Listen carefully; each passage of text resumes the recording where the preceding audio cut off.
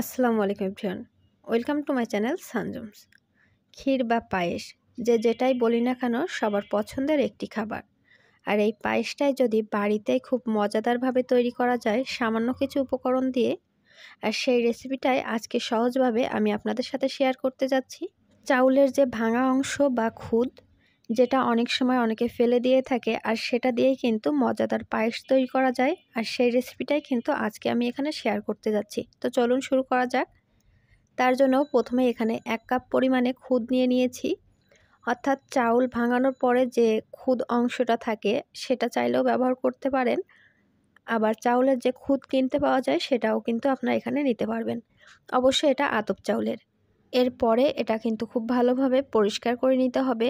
এটা পরিষ্কার করার পর এটা ভিজিয়ে রাখতে হবে। সেজন্য এখানে মেজারমেন্ট কাপের 2 কাপ পরিমাণ পানি দিয়েছি, আর এটা কিন্তু নর্মাল পানিই দিয়েছি। এরপর এটা একটু হাত দিয়ে নাড়াচাড়া করে সব ভালোভাবে পানির সাথে মিশিয়ে গেলে এটা এভাবে ভিজিয়ে রাখতে হবে। 5 থেকে 10 মিনিট এভাবে ভিজিয়ে রেখে তারপর এটা কিন্তু ধুয়ে ফেলে দিব। অন্যদিকে ফ্রাই প্যানের মধ্যে অল্প একটু পানি দিয়েছি, আর পানিটা দেওয়ার কারণ হচ্ছে যখন এটার মধ্যে দুধ দেওয়া হয়, অর্থাৎ খালি কড়াইয়ের মধ্যে যদি দুধ দেওয়া হয় সেটা কিন্তু তলায় লেগে যেতে পারে। এরপরে দুধ দিয়ে দিতে হবে। 1 কাপ খুদের জন্য আমি এখানে মোট 2.5 কাপ পরিমাণে দুধ ব্যবহার করব। আর এরপরে সবশেষে যদি প্রয়োজন পড়ে, তবে যখন আমাদের ক্ষীরটা শেষ হয়ে আসবে সেই পর্যায়ে আমি এখানে একটু ইউজ করব। তো এরপর দুধটা দিয়ে দিলাম। দুধটা দেওয়ার পরে চুলার উপর রেখে যখন এরকম একটু ফুটতে শুরু করবে তখন এরকমভাবে একটু নেড়েচেড়ে দিতে হবে। এরপর এখানে 2টা তেজপাতা, 3টা এলাচ আর অল্প একটু দারুচিনি দিয়ে এভাবে নাড়াচাড়া করে নিতে হবে। অনেক সময় দেখা যায় অনেকে এই ঘ্রাণটা পছন্দ করে, কিন্তু এটা পায়েসের মধ্যে থাকলে পছন্দ করে না। তবে এটা কিছুক্ষণ রাখার পরে আবার উঠিয়ে ফেলে দিতে পারেন। দুধটা যখন কিছুটা ফুটতে শুরু করেছে তখন এর মধ্যে আগে থেকে যে খুদটা ধুয়ে রেখেছিলাম সেটা এর মধ্যে দিয়ে দিতে হবে।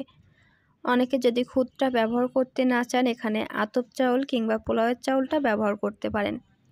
তবে খুদের পায়েসটাও কিন্তু খেতে খারাপ লাগে না, একদিন তৈরি করে দেখতে পারেন। এরপর এখানে ঢাকনা দিয়ে 2 থেকে 3 মিনিট মিডিয়াম আঁচে চুলাটা রেখে দিব। যখন এরকম ফুটতে শুরু করবে তখন ঢাকনাটা আলগা করে দিয়ে আবারও একটু আলতো হাতে এটা নাড়াচাড়া করতে হবে।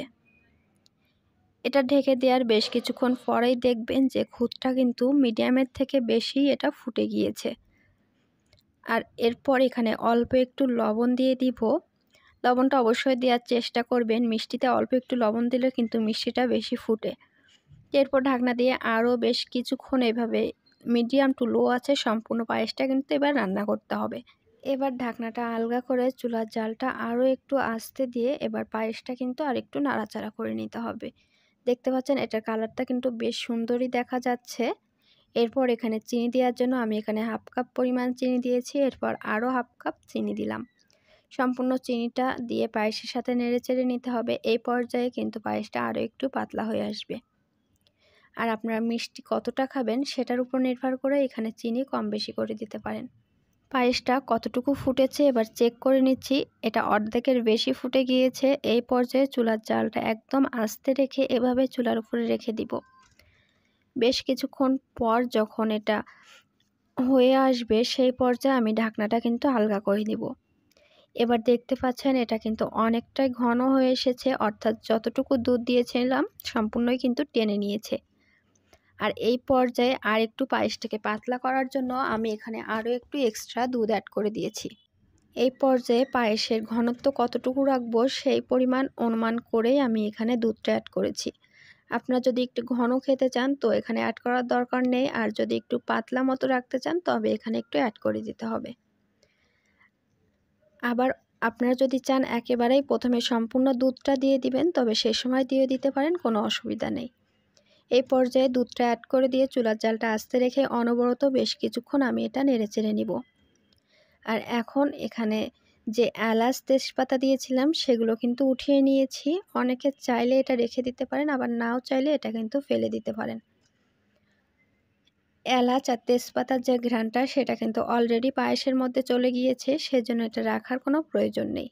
পায়েসটা সম্পূর্ণ রান্না হয়ে গিয়েছে নাকি এবার এখানে চেক করে নিতে হবে।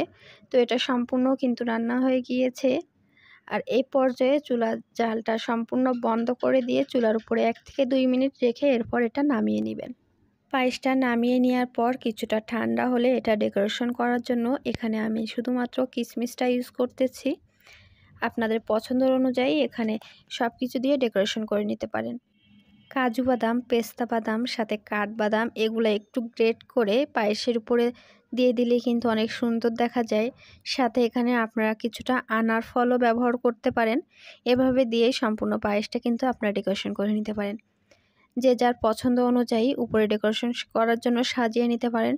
তো আজকের পায়েসটি কিন্তু সম্পূর্ণ রেডি হয়ে গিয়েছে। আর সামান্য কিছু উপকরণ দিয়েই কিন্তু এই পায়েসটা আপনারা তৈরি করে নিতে পারেন।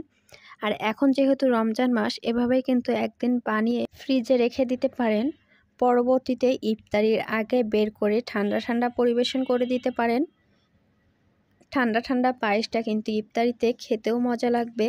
তো আজকের ভিডিওটি এই পর্যন্তই। ভিডিওটি ভালো লাগলে অবশ্যই ভিডিওটিতে একটা লাইক দিবেন, সাথে চ্যানেলটা সাবস্ক্রাইব করে দিবেন। আর পাশে থাকা বেল বাটনটি প্রেস করে দিবেন যাতে পরবর্তী ভিডিওর নোটিফিকেশনটি সবার আগে আপনাদের কাছে চলে যায়। আর যদি কোনো প্রশ্ন থাকে তো অবশ্যই কমেন্ট করে জানাবেন, কমেন্টে রিপ্লাই দেওয়ার চেষ্টা করব।